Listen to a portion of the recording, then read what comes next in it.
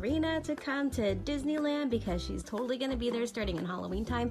I'm gonna show you a super easy no-sew DIY to make these out of primary.com pieces. So for most of you, October is gonna be a lot cooler, so you can start with these leggings in slate blue, and you can also get a long sleeve shirt to put under this shirt. So you're gonna get, this is just one of the t-shirts, and then I also got the dress in black. Just a quick overview of what we're gonna do.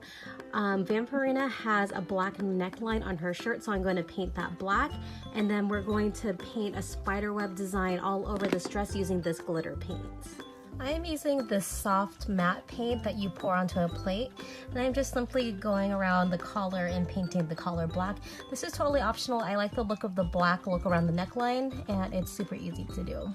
To get more of a finished look, I'm also going to paint like the top of the neckline right here and make sure that I kind of overlap it on the bottom just so no of the pink is showing through. It'll just make it look a little bit more finished. While the neckline is drying to the shirt, we're going to start prepping our dress to draw the spider webs. So we're going to be doing a line here, here, and here, and extending it down to the skirt and then making a spider web pattern. I found the center of the dress, and before you go straight into the paint, I'm gonna make tiny dotted marks with a Sharpie just to kind of guide my eyes. That way when I paint, it's gonna be a better chance of it being straight. So instead of going straight to the paint, I did these tiny dots and you can barely see them. I am going to use a ruler so it's straight, and then once you paint over these little dots, you're not going to see them.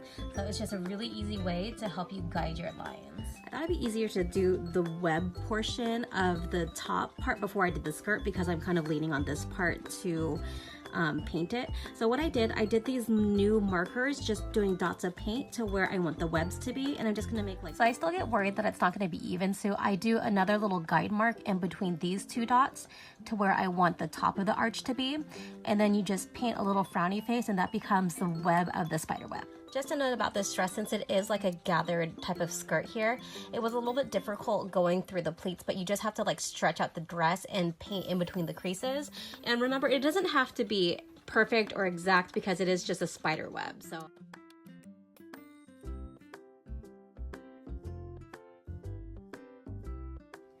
Vampirina has a little skeleton shape on her little collar.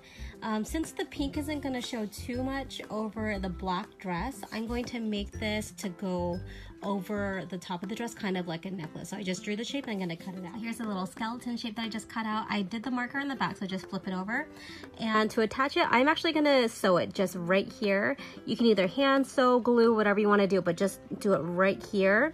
So when you put it over the dress, here's a little bonus costume for you. This one is going to require a bit of sewing, but for this one, I'm going to be using these fabrics to make some sewn in wings for this dress.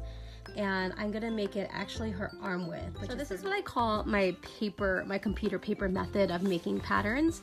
I take two pieces of paper together because I didn't have a paper that was about 18 inches long.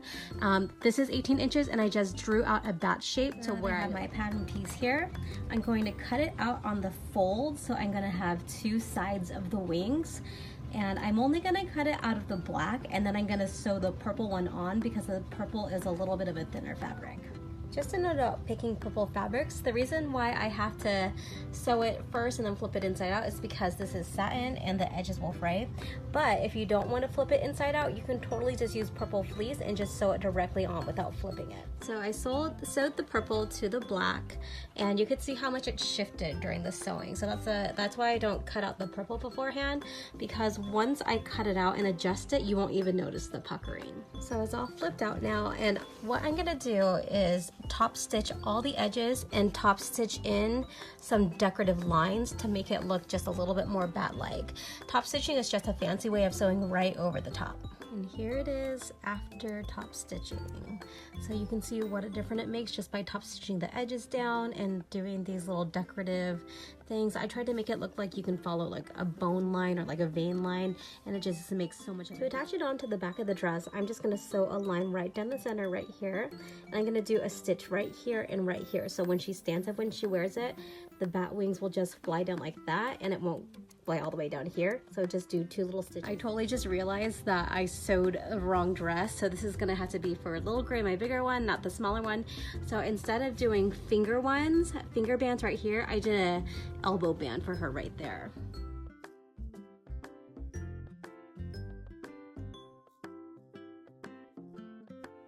I'm working on a little headband tutorial for you for the Vampirina ears. I basically just got one of these headbands at the dollar store, and I'm sketching it on a piece of paper, just a shape that I think looks kind of like the ears on the... I'm gonna be cutting it out of a black felt, and you're gonna want to use felt instead of fleece because it's a little bit sturdier.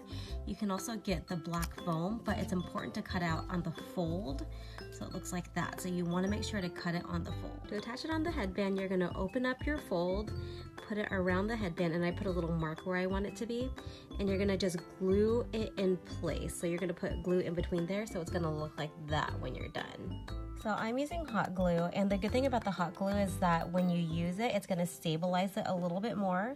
So just put glue all on the inside and then line it up and then smash it together. To make the little pink hair ties around it, I just have this little pink of fabric. You can use ribbon too. I did a little dot of glue right there. I'm just gonna wrap it around a couple times and secure it into place with some more glue. Look like that. Making the fingerless gloves are also really, really easy. I just got a piece of little blue fabric. You can also find like a sock or like an armband, even like gloves. Do a tube. I wrapped it around her arm, sewed it up the side, and then you just put a little stitch right there. There's another fun tip that my friend Genevieve Noodle taught me. I couldn't find pink socks, so she said just to make a little tube of fabric, and I just wrapped it around her foot and sewed it in place, and then we're gonna put it in the boot like that to give it the illusion of a sock.